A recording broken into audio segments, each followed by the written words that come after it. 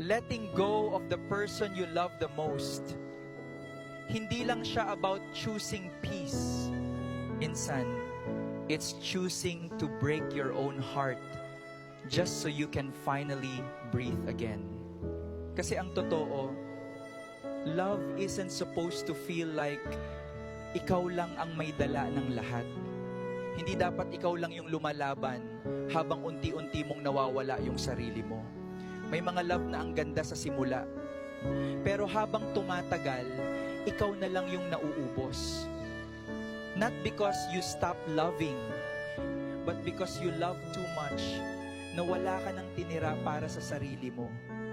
At ang pinakamasakit, hindi ka nag-let go kasi wala ka nang nararamdaman. Nag-let go ka kahit mahal mo pa. You give space hindi dahil gusto mo ng distansya, pero dahil staying is slowly destroying you.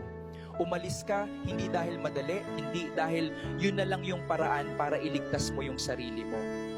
And in that silence, doon mo marirealize, love should never cost you your peace, your worth, or your identity.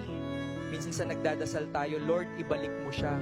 Pero baka ang sagot ni God, anak, tinanggal ko siya kasi nasasaktan ka na. At baka, ang miracle hindi yung bumalik siya, kundi yung finally nagkaroon ka ng lakas para bitawan siya. Kasi yung tamang pagmamahal, yung galing sa Diyos, hindi ka ipapapiliin sa pagitan ng sarili mo at ng taong mahal mo.